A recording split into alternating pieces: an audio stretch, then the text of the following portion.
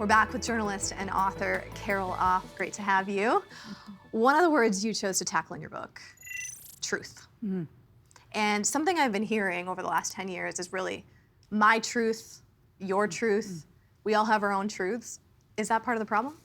That's a kind of idea that kind of relativism's been around for decades, and people have looked at that kind of in an academic way. But I think that people have sort of gone toward that idea of my truth, not your truth, and I'm entitled to my truth, and because it allows them to be in a safe place. They can be in their silo. It's a dangerous place to be, in my view, because once you've decided that this is everyone is entitled to their own truth, and I don't have to interact with you, I don't have to challenge you, and you can't challenge me because it's your truth. So there has to be some hard truth. There are things that are factually, truth that's based in facts, and the facts can change. There was a fact at one time that the world was flat. They found out it wasn't, so there was new facts. Right. So these change and they evolve, and when there's new facts, they are tested and found to be true or not true, and they add to a collective sense of what is true. But if we don't agree on what the facts are, which is what the state we're in now, we don't agree on what's true. And if we can't agree on what's true, then we don't trust each other. Because truth is absolutely fundamental in society, to trust each other.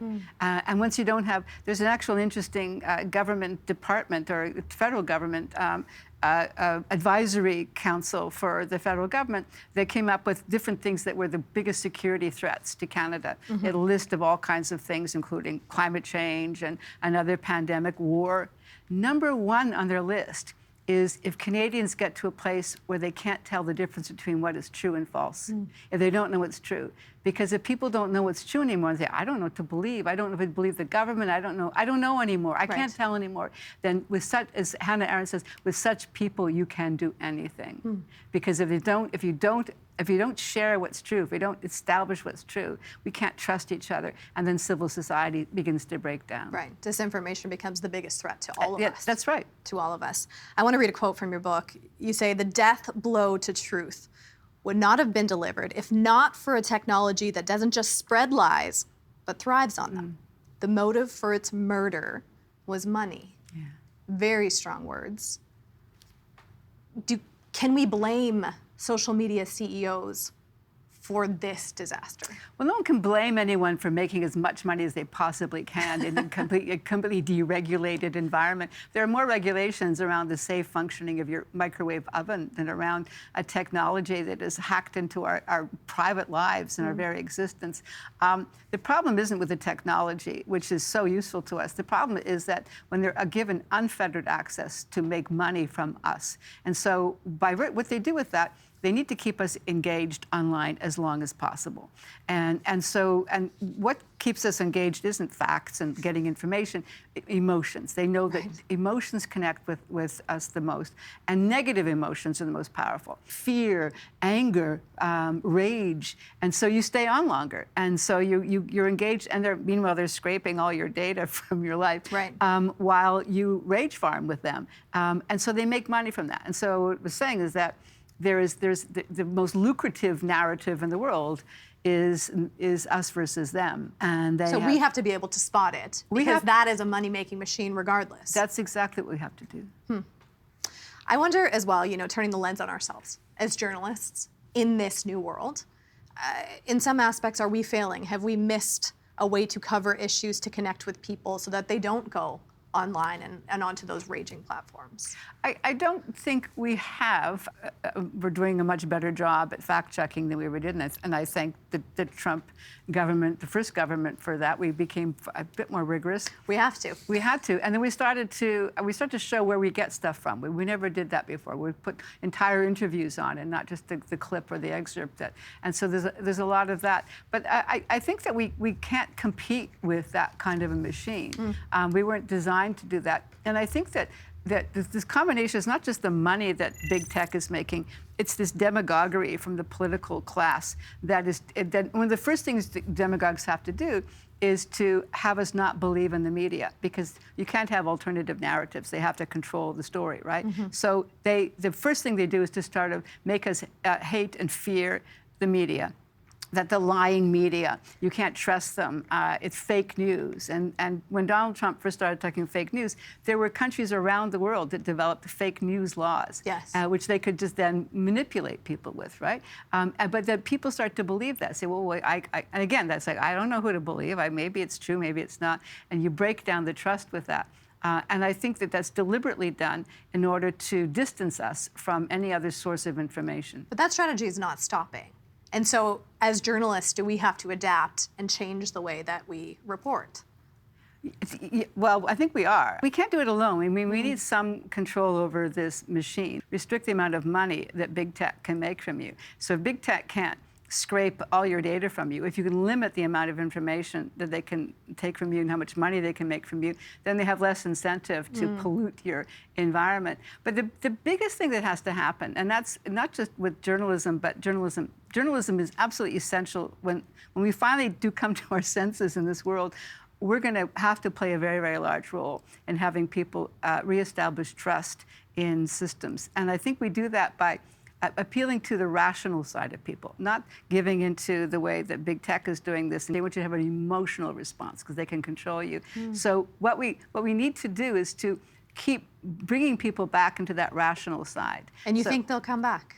I think people will. They'll start to say, what is real? They want to know what's real. Your show, why does your show exist? You're doing it because you feel that people want to know, how do we resist this? And in all cases, I say to them, to listen to things with your intellect and not with your gut. That's hard. It's very hard, especially when you've got so much working to make you do that. Right. But I think that we just keep reminding people that this is what's true. Well, listen very carefully, rationally do it. And I think in the school systems, I think that the schools are doing an increasingly good job at teaching young people how to be media literate, how to listen to things, how to discern. My granddaughters, who are little kids, they started getting it in grade 4. Media literacy, how to tell what's true online. So they're ahead of many of us. You know what? I talked to this student, and I was saying, we're kind of worried about your generation because you're on the phone all the time getting this false information. She said, I'm more worried about my grandmother who's at home doom scrolling all day, and she doesn't have any filters. She thinks everything that comes in on her phone is somehow true. Whereas we, our generation, we're learning, we're discerning what is true and what's not. We don't get it right all the time, and we can't possibly know, especially with AI, we can't possibly be on top of everything. But you can start to know that you can't, how to trust things, what to trust, what sources you can trust. Sources is very important. We got to start developing trust in the sources of information. I hear some hope in that from the next generation, which is encouraging. I'm totally supporting them. I think they're going to save us. I want to come to another quote in your book. You say, but within the culture wars, the extreme right and left have taken over our political language, leaving no place for a conversation in which we can imagine a world where people share a common reality, where we no longer yell at each other, but begin to speak again. I was interested in your book how you weaved your family throughout, and you come from a traditional background, religious background. Did you, even as you were growing and learning, find yourself at odds even with family members, and how did you learn to maneuver conversations where maybe you didn't agree? The same answer to both those questions. Yes, we were often at odds, and we learned how to manage that and maneuver that by having those conversations. You have to have it. We have to have it, and I think that's really what we're really selling out as young people by not having these conversations. I mean, we get to dinner with the family, or you're going to grandma's house, and she says, we're not going to talk politics. We're going to have a nice dinner here. No one's going to talk. And the dinner table you can't talk about. You can't do it at school. The kids especially the younger grades, saying, we can't take on these issues. We can't talk about these things. Someone might be hurt. Someone might be insulted, or whatever. We have to, because otherwise young people can't learn how to articulate their ideas. They don't learn how you can be challenged, that they'll have to defend their position. They should know something. And I heard this from so many young people as I was crossing the country. Many of them actually were in tears, saying that it's so hard to be at home. Everything my parents or my family is saying, and they're thinking that's not true. And I just feel this is all this tension. So you're saying step into the uncomfortability. Step into it, but do it with two things. One of them is deep listening. I keep saying listen to them really carefully what they're saying. And then you don't have to have the answers, you have to have the questions. So when your family members or somebody is saying something outrageous, you say, what's your evidence of that? Where did you get that?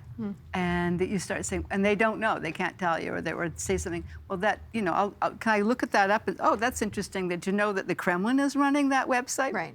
And so you don't have to have all the answers to those who are disputing things you know to be true. At times, when you were writing this book, you felt moments of despair. Where are you at now? Like, is there hope, or do you feel more despair?